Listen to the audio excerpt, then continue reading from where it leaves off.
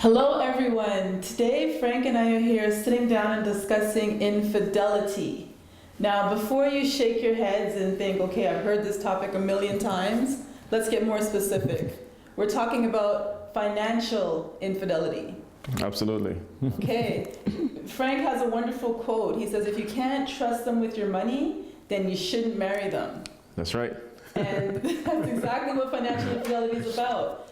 It's about people having secret bank accounts, not conversing about what's going on in the finances, keeping it a secret, having secret stashes, going on secret shopping sprees, all that types of stuff is being infidel. Infidelity. Infidelity. Financially, it's a mouthful to say, as you can Yes, see, right? absolutely. Yeah. Okay, so the first question we want to talk about is,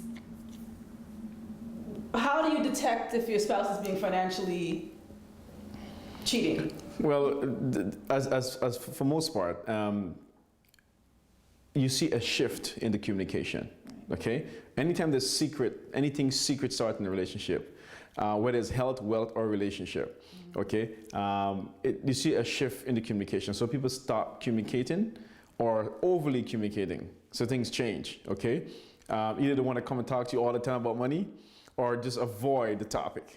So you see a change in the communication. You probably see extensive shopping or excessive shopping. Their mood change. When people become financially unstable, their mood change, or financially capable, they get very happy or very, very sad. What else? The bank statement becomes very thicker because the credit card statement, a lot more going on. So you start looking at that, and you make sure it's not the ads that the bank is trying to sell to you either. It's just a statement itself getting thicker. What else? And so on. The spending pattern change. I want to go shopping without you versus shopping with you as we always used to do in the past. Right. So these kind of things becomes like cue of what you should be looking for when a person starts cheating on you financially. Right. They want to go to the bank alone. Maybe there's a safety deposit box, the money's being stashed away, and not only in the sense of money, sometimes jewelry. People start to, maybe you get, some cultures get jewelry for weddings and different celebration, and that has a lot of value to it. Maybe you start putting in a separate safety deposit box without the spouse knowing about it, and these kind of things. So those are the common traits you can look at when a person starts cheating in financially. They have separate bank accounts, which you can track. If you monitor the person's credit report, you can check and see when they have a credit pull on the credit report and inquire what happened here, what's going on, and these kind of things. Okay. Yeah. That's quite a bit. It almost becomes like you're becoming a watchdog for your spouse, so to speak. Well, is that healthy?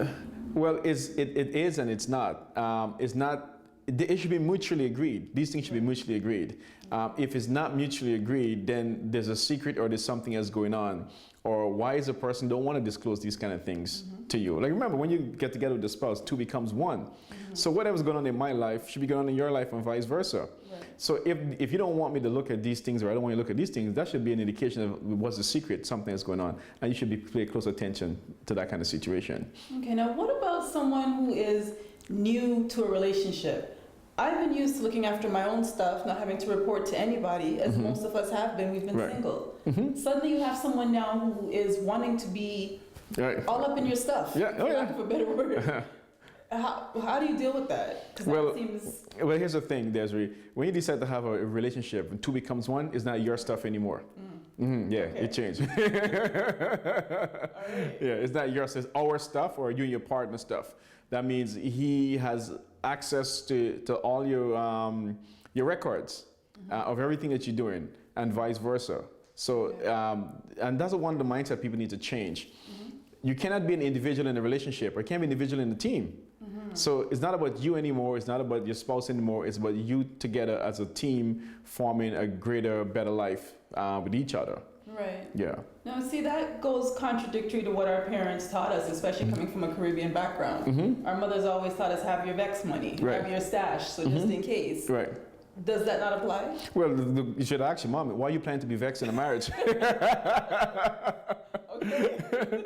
I mean, the whole idea of marriage is to have an easier, better life and live happily ever after. Right. So I'm not going to relationship thinking I'll be vexed every day. I have my vex money aside. Okay, that comes from a very unstable mindset that you're expecting a worse in a marriage or relationship. So you have your little money stashed away in case something goes wrong, you're protected. That's not a way to get involved in a marriage. If you have to think that way about a person, as I said, if you can't trust them with your money, you shouldn't be married to them. Comes right back to that. Absolutely. That's very, very true. So Yes. there's an old state of mind that we're hanging on to. Yes, of course, of course. I mean, you gotta look at when your mom probably tell you this and what kind of relationship they had back then and what kind of environment they had back then financially. If you talk about the Caribbean predominantly, very low income, poor environment. So money was not as accessible as we have today. We talking about your husband could be broke as hell, but you have $100,000 line of credit. That's access to cash. He can go spend in debt or do anything beyond the normal circumstances. They never had access to that kind of money before.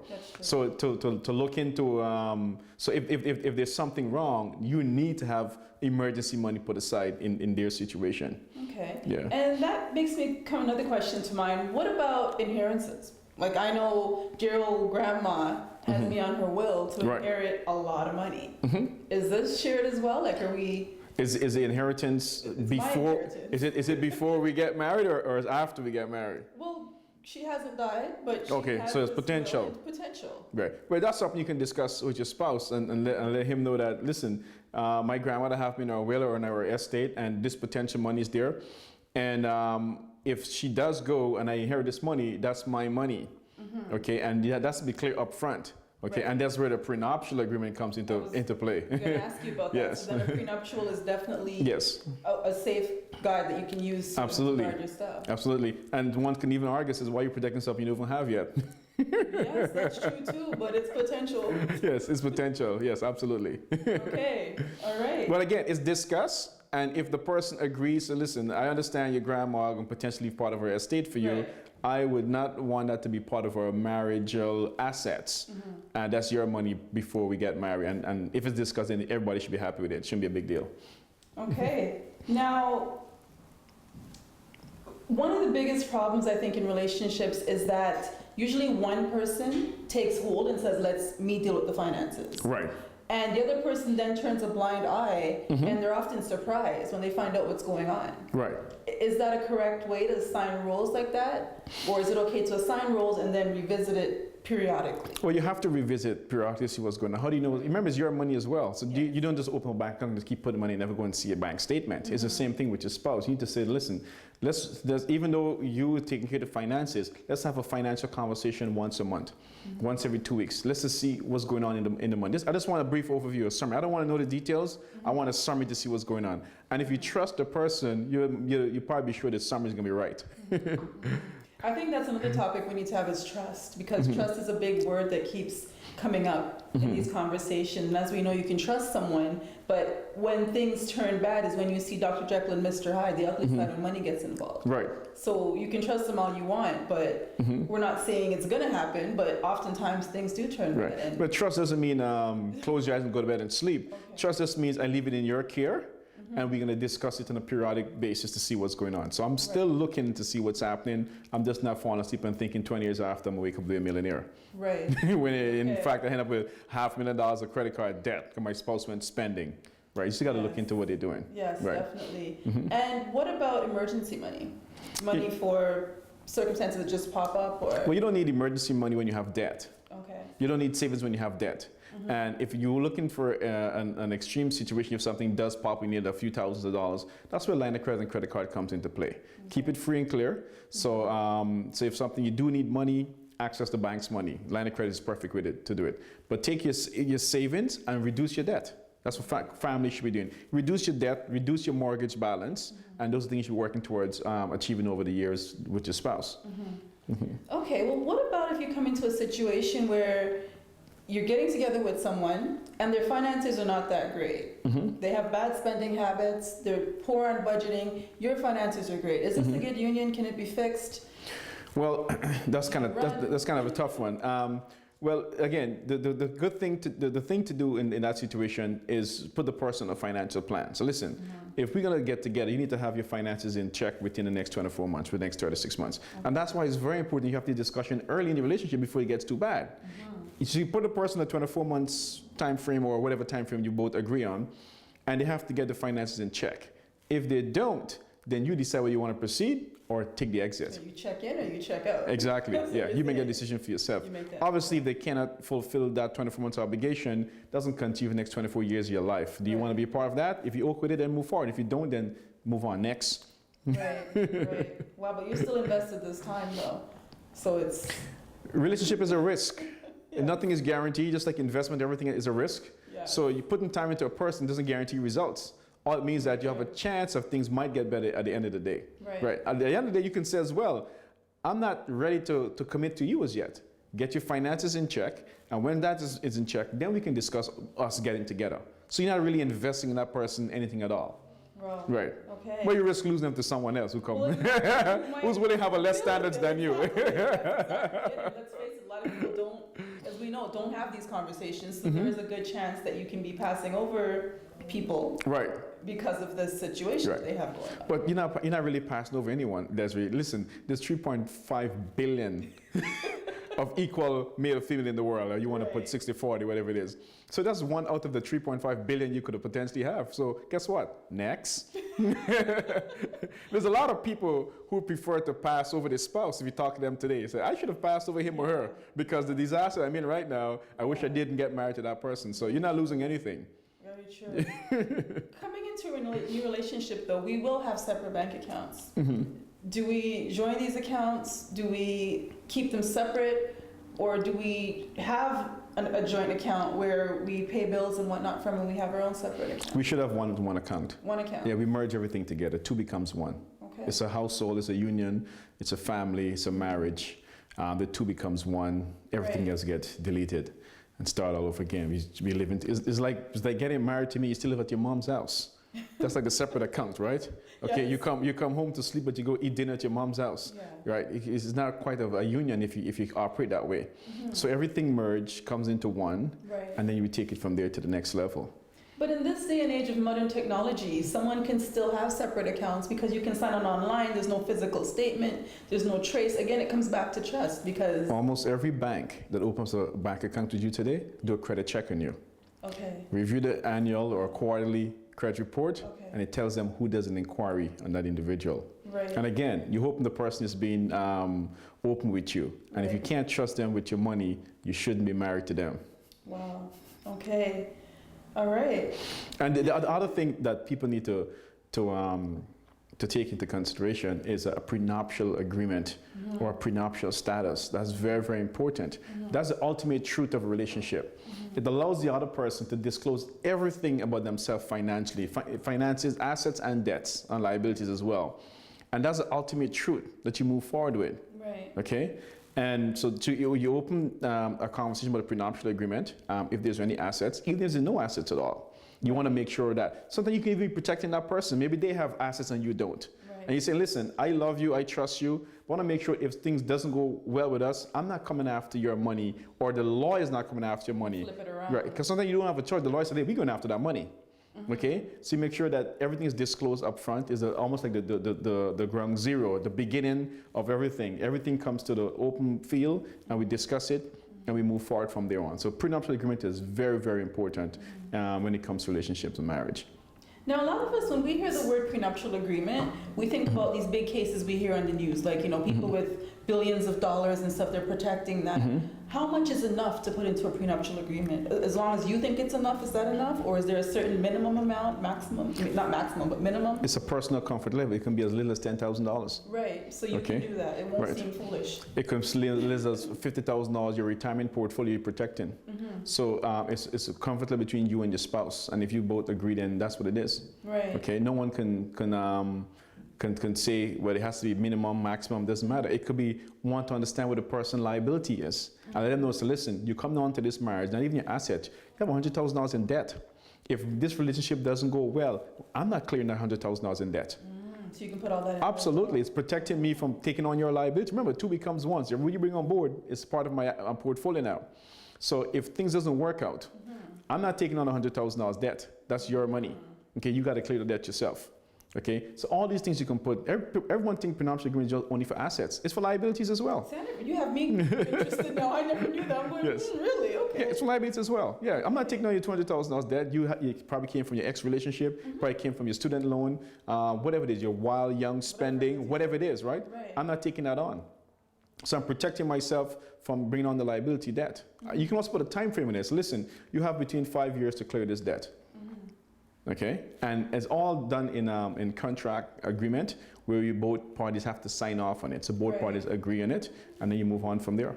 Okay, is a lawyer involved in that, or is it? Lawyer should always be involved. Okay. It's mandatory. Separate lawyers. Yeah, you can use separate lawyers. You can use one lawyer. It's just more like a lawyer can get involved. You can have the accountant and get on board. Everyone get on board. Your tax attorney.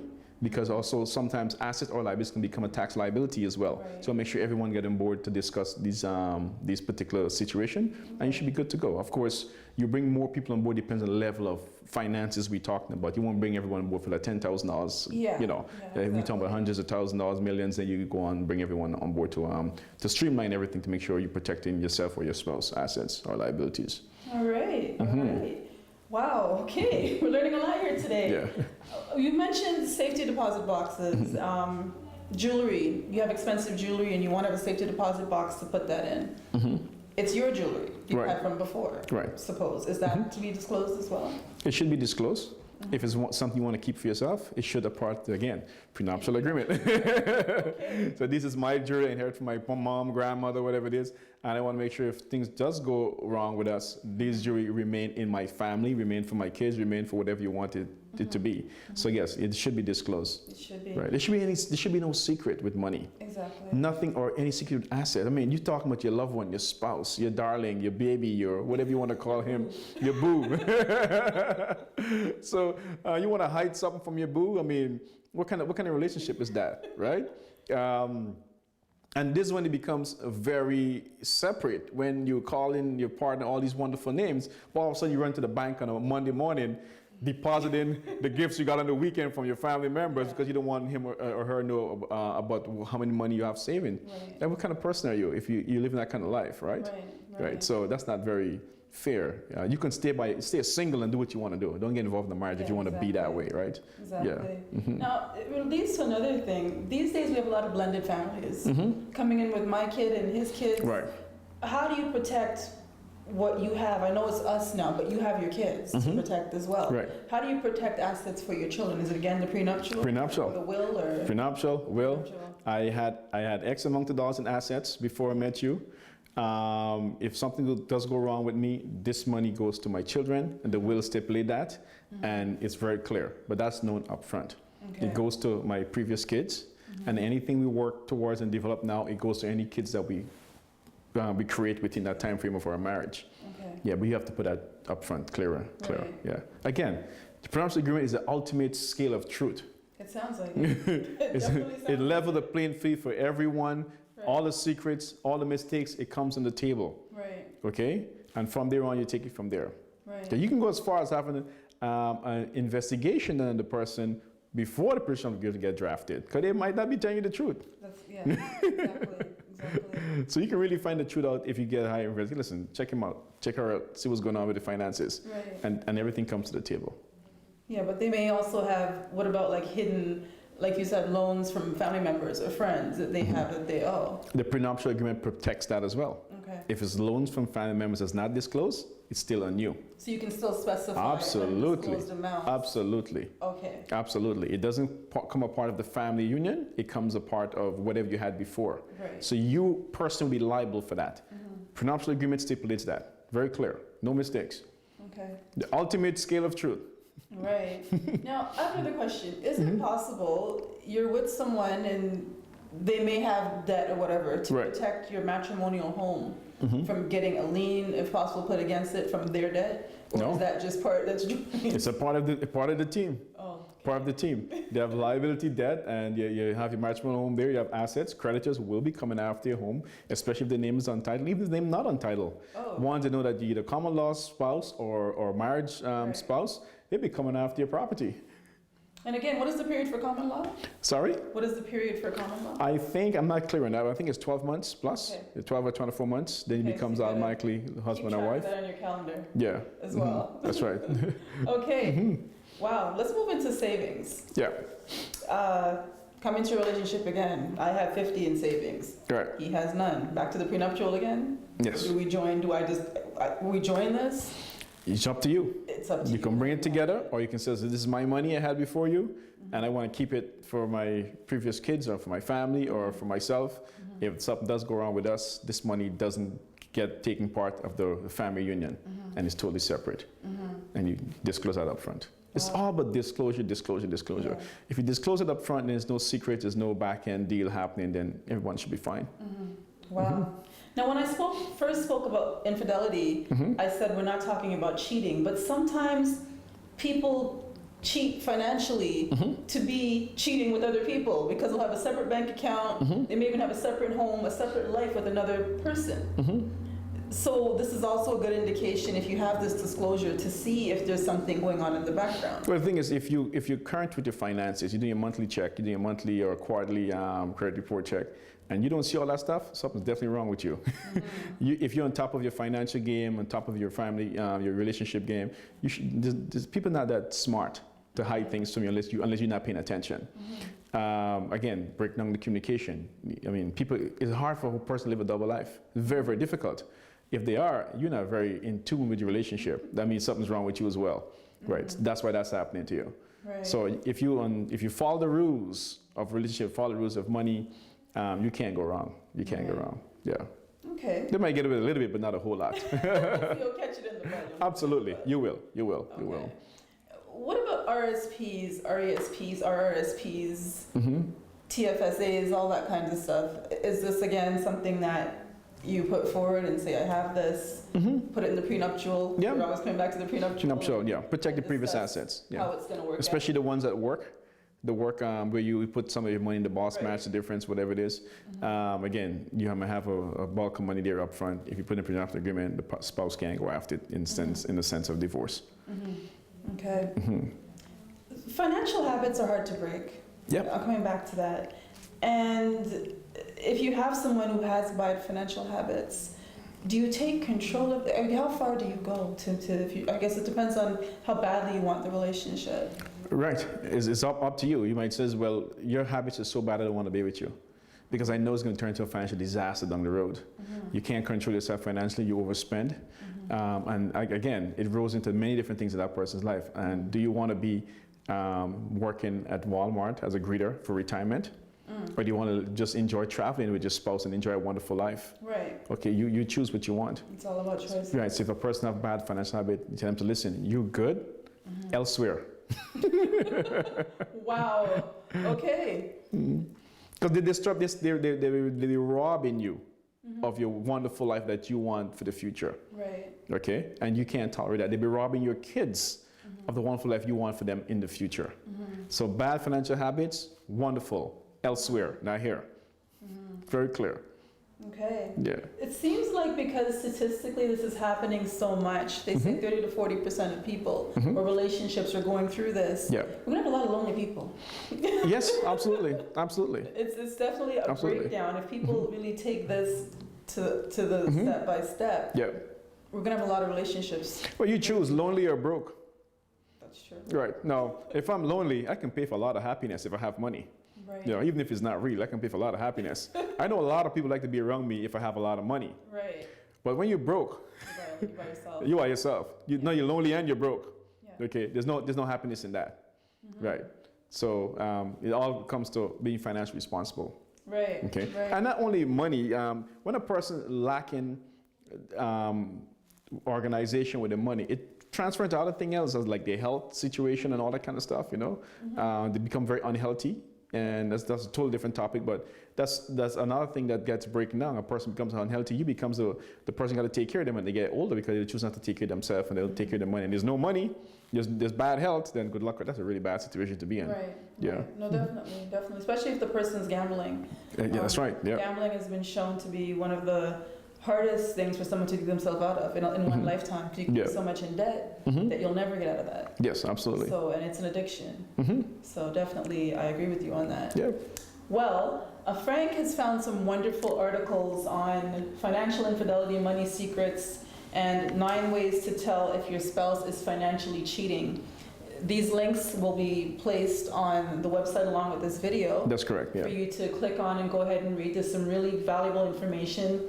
Too much for us to go through in this short time, but definitely useful information. Absolutely. Right? So, Frank, is there anything else that you want to add to this? I'm just going to repeat what we started off with, Desiree. If you can't trust them with your money, you shouldn't be married to them. Point blank. Thank you very much. Thank you.